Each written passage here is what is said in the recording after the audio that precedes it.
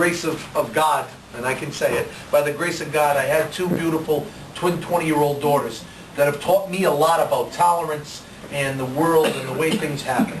So the use of the word offend bothered me, and so I couldn't get around that issue as to why we're offending. And then I put my legal hat on, and I looked and I researched the issue, and I have the utmost respect for Ron Cascione as a lawyer. Ron is a brilliant lawyer. He's certainly a better school lawyer than I am, but I'm better at everything else. No, I'm only kidding. But he's a brilliant school lawyer, and I keep looking back, and my friend in front of me here, I'm sorry I forgot your name, sweetheart, but you so eloquently cited the Supreme Court case and the Lemon test, and I looked at the Lemon test, and I know the Lemon test, and you set forth the issue, Allison, just perfectly like a lawyer would set forth the issue. And I could imagine you arguing before the United States Supreme Court, doing it just that way. But unfortunately, like in all lawyering, there are two sides to everything, and I read, and I debated this with Ron, so two lawyers can debate on the same topic. It talks about Van Orden versus Perry, talks about that very Lemon test. And the issue there was a 10 Commandments on the grounds of the Texas State Capitol and whether that violated the First Amendment. And the Supreme Court went into a long dissertation about what's called passive monuments, and monuments that by their nature are historical in nature. And then they use words like an impassive or a passive monument, and whether this passes the Lemon test. And the lemon test is the law, but some things don't pass the Lemon test, and therefore they're unconstitutional. But other things do pass the Lemon test and are therefore constitutional. And I believe that this, in my opinion as a lawyer, this school prayer, as it exists passively on the wall at Cranston High School West Auditorium, does not violate the Lemon test. That's my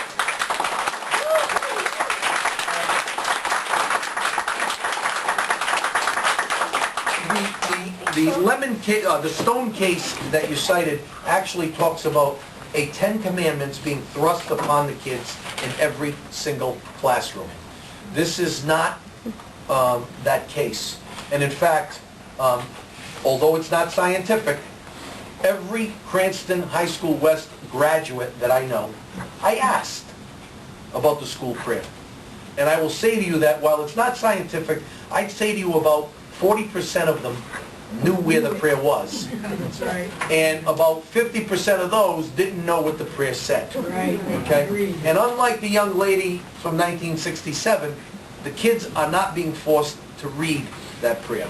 Right. And it's not being forced upon them, and it's really, Anne-Marie Macaron said it best, I think you really got to tilt your head to see it. So for that reason, from a legal standpoint, I don't believe that this banner violates constitutional law and the First Amendment as we know it.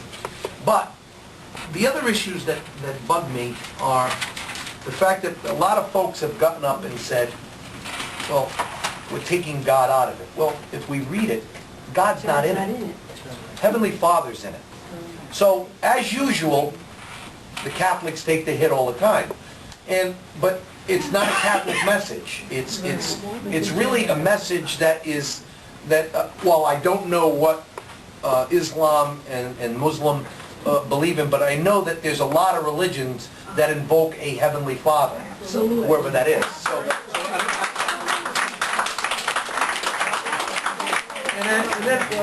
And then as to the message itself, I mean, the message speaks for itself. I mean, I'm not going to read it again, but there is no doubt in my mind that it certainly promotes a secular purpose under that Lemon test, because it's telling people to be good. It really is telling people to be good. And I just, that troubles me, that we need to eliminate something that tells people to be good. And again, this is just one lowly vote on the school committee, but I personally will be voting to fight the ACLU.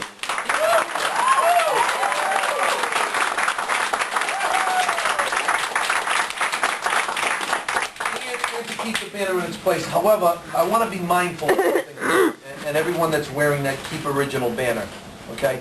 I'm a Catholic, and I wear rosary beads around my neck. But, I think if the Jesus that I believed in were here right now, I think he'd tell you all, turn the other cheek and don't attack. Absolutely. And respect everyone's opinion. Right. And respect what everyone has to say, including these very bright students that have come before us and done that, okay? And that's why ultimately, on a personal basis, I have to vote in keeping the ban. Yes.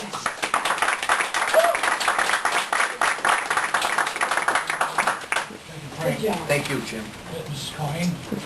I'd like to start out by, is it Jessica? Frank, you forgot to mention Jessica spoke also. So we heard from 4 students, and while I do not necessarily agree, I don't have the same opinion you do. This is America after all, and so you have the right to have that opinion, and I can peaceably agree to disagree with you. And I give you guys a lot of credit, and your parents, for raising you in such a way to hold true to your beliefs, as I would hope my daughter would be here tonight. She's only 10, so I wasn't going to let her. But she said, Mommy, I really want to come. And she has that activist spirit. I don't know where she gets it from. And I said, well, what would you say, Abigail? And she said, it's so silly. Just if you don't like it, don't look at it. And I completely agree with you. I said, the first thing I want to say as I sit here tonight is that I truly believe, regardless of one's constitutional ability to say what they want to say, this one individual, apparently, they could have brought this to the attention of the ACLU. For all I know, they're a Christian. For all I know, they sit next to me in church on Sunday. But they just feel so compelled by their constitutional right, as they see it, that they brought this forward. I think that person is a coward. I have been elected, maybe not by the whole city, but by one board, some of you here tonight, hopefully, that I am supposed to come and speak before all of you in a public manner. Any meeting that we have has a public record, and I, in fact, have to come before you as a public official and tell you how I feel. Really, what I wanted to do tonight was kind of hide in the corner and not have to talk about it. I'm not afforded that luxury as an elected official. I wish that this person had the fortitude to come forward to us as a committee first and maybe write a letter or reveal themselves. Instead, what they get to do, instead of being brave like every single one of us, whether you're for it or against us in this room tonight, came and spoke on record, they get to hide behind the veil of secrecy, and I don't think that's fair. And I find that offensive. People are sitting here this evening and saying that by having something up that says God, that it's infringing upon their religious right.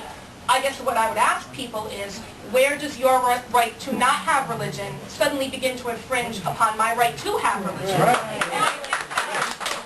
I think that that's where we're sort of at odds here. It's sort of like that debate that people had about smoking or not smoking. I have the freedom to smoke, but where's my freedom about not having to breathe in your smoke, kind of thing.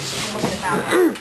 When people also keep bringing up the point of all of these other constitutional pieces, what I think people need to bear in mind, and our council has brought to our attention as well, schools are held to a different standard than public buildings. So when we talk about the fact that a monument in Texas can remain